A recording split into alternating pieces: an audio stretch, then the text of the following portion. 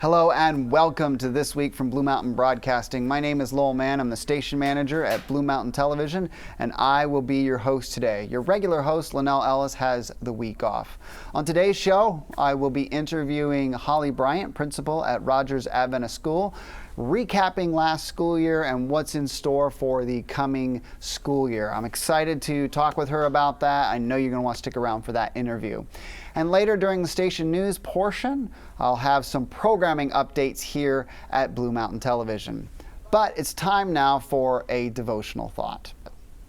This quarter, we've been studying the book of Genesis in our Sabbath school lesson.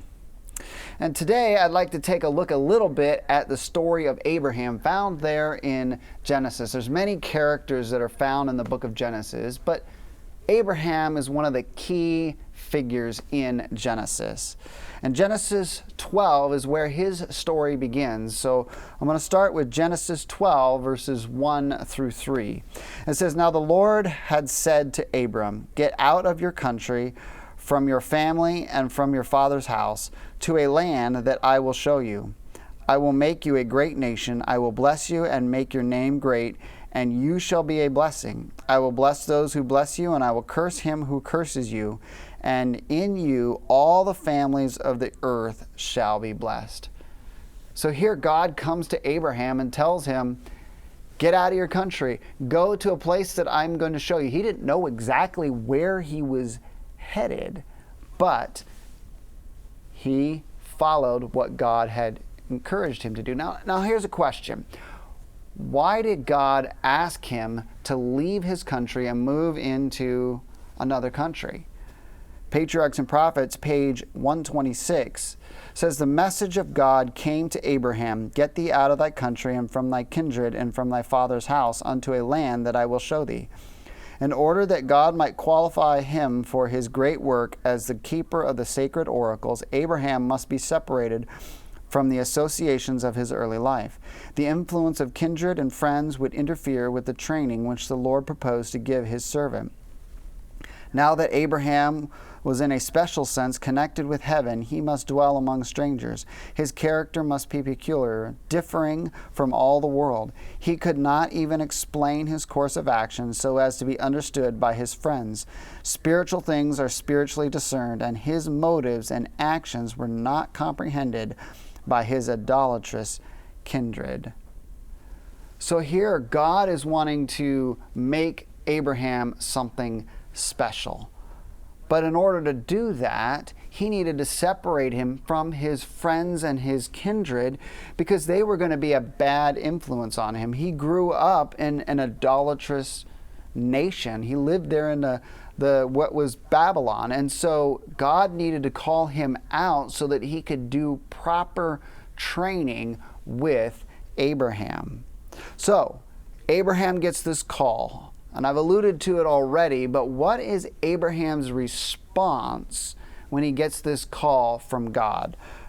Genesis 12, verse 4. "So Abram departed as the Lord had spoken to him, and Lot went with him. And Abram was 75 years old when he departed from Haran." So basically, what Abraham did is he obeyed the voice of the Lord. The Lord came to him and said, "I need you to go out." Now, what's really interesting here, he was 75 years old, so he was up there in age, but at the same time, he didn't know where he was going. God didn't say, okay, this is what it's going to look like, this is what it's going to... Abraham just went. He didn't ask all these questions. Well, if it's a good land, I'll go. If I have this or that, I'll go. No, he followed what God had told him to do. Patriarchs and Prophets again. "It was no light test that was thus brought upon Abraham, no small sacrifice that was required of him. There were strong ties to bind him to his country, his kindred, and his home. But he did not hesitate to obey the call. He had no question to ask concerning the land of promise, whether the soil was fertile, the climate healthful, whether the country afforded agreeable surroundings, and would afford opportunities for amassing wealth. God has spoken, and his servant must obey. The happiest place on earth for him was the place where God would have him to be." So like I said, he didn't ask questions. He didn't figure out what the climate was, if it was helpful, if it was good. He just went. He followed God. And I love that last line. It says, the happiest place on earth was to be where God wanted him to be. So that's the question I have for each one of us. Are we willing to be in the best place where God wants each one of us to be? Hebrews 11. By faith Abraham, when he was called to go out of the place which he would receive an inheritance, and he went out not knowing where he was going. By faith he dwelt in the land of promise as in a foreign country, dwelling in tents with Isaac and Jacob, the heirs of him of the same promise. For he waited for the city which has foundations, whose builder and maker is God. So Abraham left in faith. He followed God in faith. It was the happiest place to be where God wanted him to be. I'd like to ask you a question here. Does God still call people out of Babylon? Does he call people like he called Abraham all those many generations ago? Revelation 18, 1-4 says, After these things I saw another angel coming down from heaven, having great authority, and the earth was illumined with his glory. And he cried mightily with a loud voice, saying, Babylon the great is fallen, and become a dwelling place of demons, a prison for every foul spirit, and a cage for every unclean and hated bird. And I heard another voice from heaven saying, Come out of her, my people, lest you share in her sins, and lest you receive of her plagues. This is a spiritual Babylon. God is calling each one of us to come out of this spiritual Babylon. He wants to fulfill the same thing that he did with Abraham with each one of us. But in order to do that, we need to take the things of this world and put them behind. We need to come out of those many things. Are we truly looking for the heavenly kingdom like Abraham was, whose builder and foundations are of God? If that's our desire, then we need to come out of Babylon just like Abraham did. Stay tuned. I'll be right back.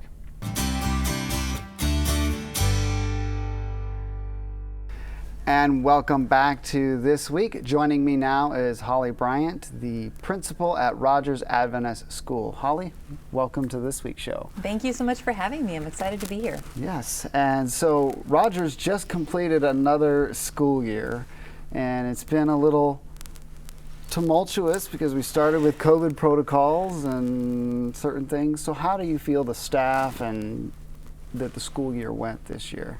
Well, it was fabulous. You know, I think, like you said, at the beginning of the school year, we were back with our COVID protocols, and so we were distancing and we were masking.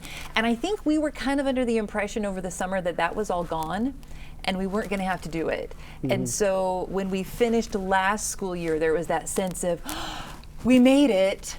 And then, oh, surprise. No, come September, we're back with our masking and all of our same protocols. And so there was a little discouragement, I think, at the beginning of the year, certainly frustration, no matter what side you were on the mask debate, frustration that we were still in this. And so, but we were so happy to be open and so happy to be in person. We know that with our teaching styles and with the kids that we had, that the online thing was really, really rough. Mm-hmm. And so we knew we had to be in person. And so we were going to do whatever it took to make that happen.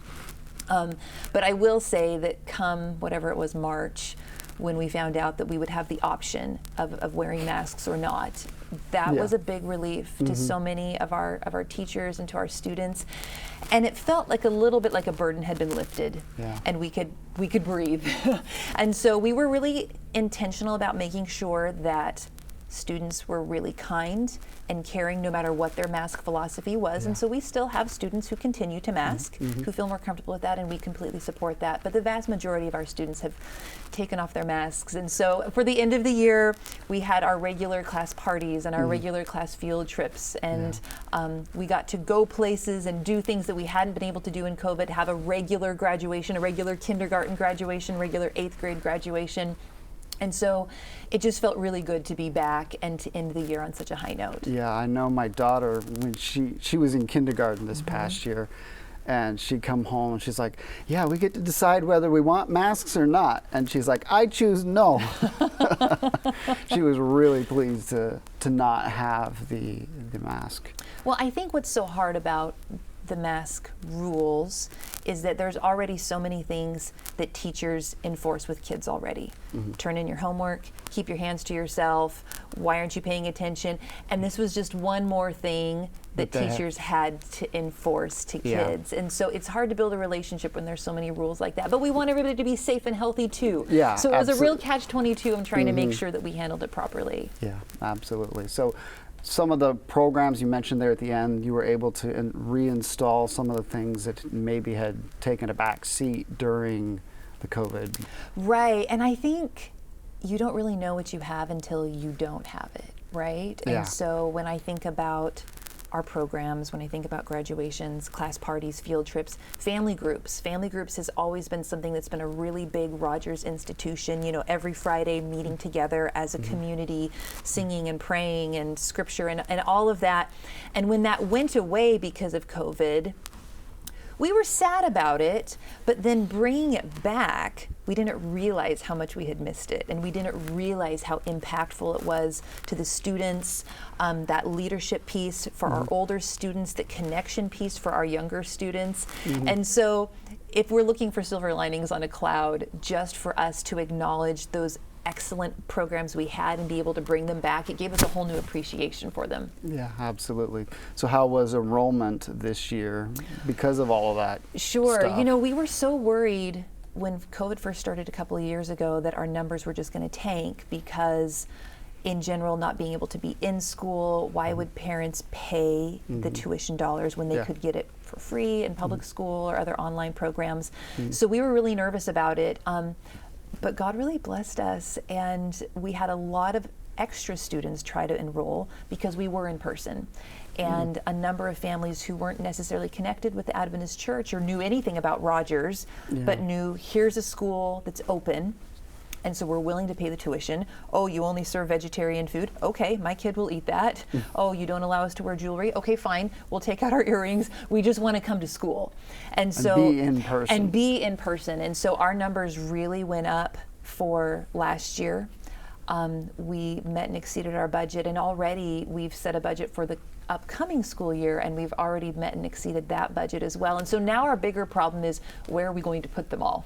And we were just, my business manager and I this morning were just having a conversation about, wouldn't it be nice to have our conference room back, because we took our conference room and made it into an additional first and second grade classroom to accommodate all of the extra first and second graders who want to come.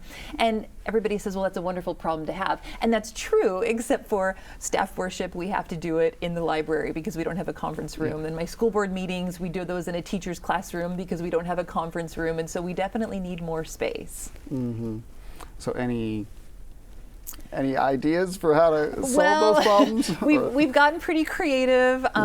There was a big closet that housed a bunch of carts of tables and chairs, and we took those tables and chairs and we moved them somewhere else, and we are repainting the room and refinishing the room so it can be a study hall room. I mean, all kinds of every little spot that's available, we're cleaning it out and making it open for students. But, you know, some collaborations with WAVA too, the academy next door, I think are going to be really helpful as well. That's great.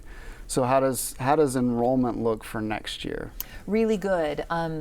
You know, we set a budget, and it's always a little bit of a guess when you're making your budget for the next year, because we set our budgets in February for approval at our March board meeting, for approval at our April constituency meeting. And so we're doing budgets months and months ago. And it feels like a little bit of a gamble at some point, because also when you're doing that, you're committing to a certain staffing number. And so I can't say to my teachers come June or July, oh, never mind, I don't actually need you because I don't have the student numbers to accommodate this number of staff. So we have to, with a lot of really thoughtful prayer and consideration, just make our best guess for what we think we'll be able to sustain for the next year. And so we set a budget at 329, and right now we're looking at about 334, 335, and possibly even higher than that. So it's really encouraging to know that we've already met that budget, and then whatever is extra is just an extra chance for us to bring more kids to Jesus. Well, That's amazing. And that's the goal, right? That's the goal, yeah, Yeah. absolutely. So is there still room if somebody wants to send their child to Rogers, or is it kind In of... some of our classes. So 3rd, 4th, and 5th, 6th, they're pretty much full. We cap our classes at 25. We don't like to have many more than that for a number of reasons. So 3rd through 6th is pretty full. 7 and 8 and K through 2 has a little bit of room because we added classrooms in those hallways. And so where we typically had 3 1st and 2nd grade classrooms, we added a 4th. Where we typically have 3 7th and 8th classrooms, we added a 4th. And so there's a little bit of extra wiggle room there, but we don't want to pack those classrooms so full that students can't take advantage of the excellent learning and teachers that we have available. So there's a little wiggle room, but not much. So I understand there's some big changes coming with Rogers and WAVA this coming year. Can you unpack that a little bit for us? Sure. Yeah. Well, I mean, in a nutshell, I'm going to become the head of schools for both Rogers and WAVA. And then Ralph Hogate will be the principal at Rogers, and Eric Borges is the principal at WAVA, and we'll be working together, kind of a shared leadership team, to run both schools with the intention of looking at what might it look like to streamline one K-12 system instead of 2 separate schools. Historically, while we share a parking lot, Rogers has been in its own little silo and WAVA has been in its own little silo, and sometimes we do an okay job of collaborating and working together, but for the most part we run our own programs. And there's some valuable things about that, but at the same time there's so many opportunities for collaboration and some more strategic goal setting for making both schools one.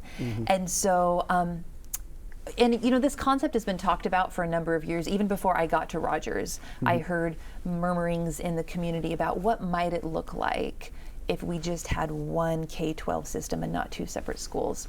And so just in these last few years, we've been talking with Brian Harris and Archie Harris there at the Upper Columbia Conference, talking with administration currently here at Rogers and WAVA to say, what might this look like? And people always say, well, why now? You know, what is so magical about now? Well, there's nothing magical about now other than if there's a need for better working together and better structure, why not now? Let's give it a shot. And so you've got to start it at some point. At some point, exactly. You have to say, okay, well, let's just go for it. And so we're pretty strategic about our steps forward in that we're being really thoughtful about the process and the protocol. The WAVA board and the Rogers board both voted for us to pursue this strategy, not necessarily to do it, but pursue that idea.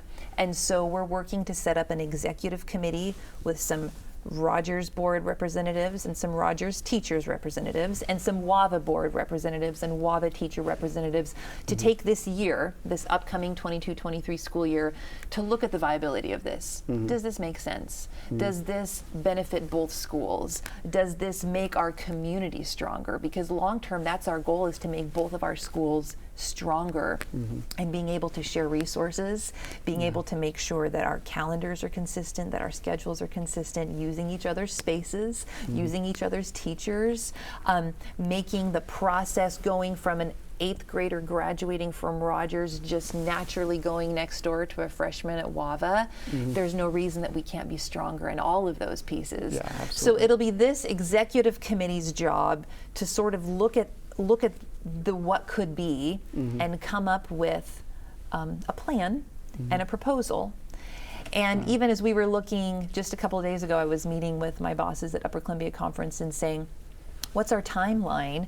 We realized that if our constituencies meet in April, you have to go back from that, right? And so if we're approving this at constituency in April, then in March our boards have to approve it. And that means in February, we need to have a pretty good idea of the direction that we propose to go. And you know, once the school year starts, it's a little bit of a whirlwind. So that means that September, October, November, does anything happen in December? It's all holiday stuff. You know, January, February, that means I have 5 months for this committee to get some hard work done and decide whether or not we want to pursue a long-term K-12 structure.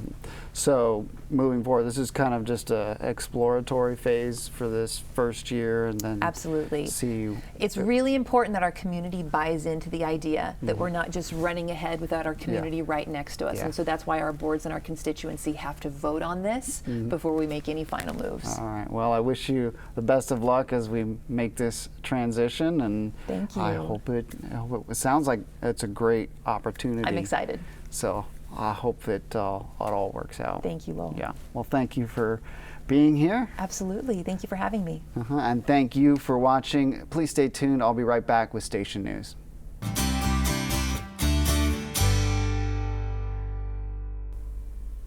It's time now for Station News, and programming is what I really want to talk to you about here in our Station News segment.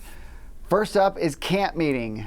Upper Columbia Conference camp meeting will begin this weekend. As a matter of fact, if you're watching this program on Thursday, it will be following this program at 7 o'clock will be the first meeting of Upper Columbia Conference camp meeting. And the speaker for Thursday evening is David Jamieson. He's the president of the Upper Columbia Conference. So if you're tuning in Thursday night, stick around for camp meeting coming up next. But if you're watching this at a later time and Thursday's already disappeared, there's plenty more to come as far as camp meeting goes. John Bradshaw will be the main featured speaker, and he will start Friday night at 7 p.m. And then he will do a bunch of stuff on Sabbath, the church service starting at 10:30 a.m., 2:30 in the afternoon, a meeting, and then he will do the evening meeting at 7 Saturday night, wrapping up.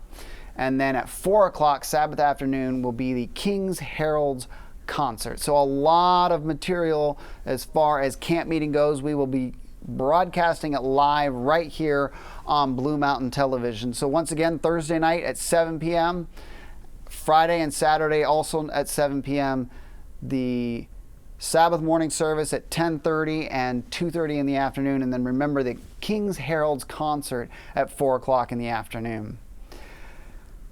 Sabbath School Study Hour has been a favorite program of a lot of individuals here at Blue Mountain Television. And we got word recently from Amazing Facts that they have decided to discontinue this program for broadcast. So, starting in July, this program will not be a part of Blue Mountain Television's programming. We have some other Sabbath School related programs that we will put in its place. But we just wanted to inform you that Amazing Facts let us know that they are not going to continue that program. The reason they said was because there are plenty of Sabbath School programs. When they started that many years ago, there wasn't many Sabbath School programs for those people that couldn't make it to church. And so that was a service that they provided. But in the intervening years, there's been a lot of churches that are doing live streaming their Sabbath School programs on YouTube and Facebook Live and many of those things. So they felt that it wasn't necessary to do the broadcast portion. Now they will still have the Sabbath School Study Hour program on their Facebook page and their YouTube page each and every week. So if you still would like to be a part of that, you need to go to that because they're not making it available for broadcast anymore. And I would be remiss if I didn't mention funding here at Blue Mountain Television. We've always been grateful to those that have supported the ministry here of Blue Mountain Television. We're heading into the summer months where things can be a little bit lean. And so we would just encourage you to remember Blue Mountain Television through the summer months, just like you do throughout the rest of the year. Because just because the funding does dry up doesn't mean that the bills don't come. So I would encourage you to remember Blue Mountain Television in your giving. There's information on the screen of how you can give to Blue Mountain Television. Thank you so much for tuning in for this week's show this week. I have been a privilege to bring this program to you, and we will see you again next week. Until then, so long.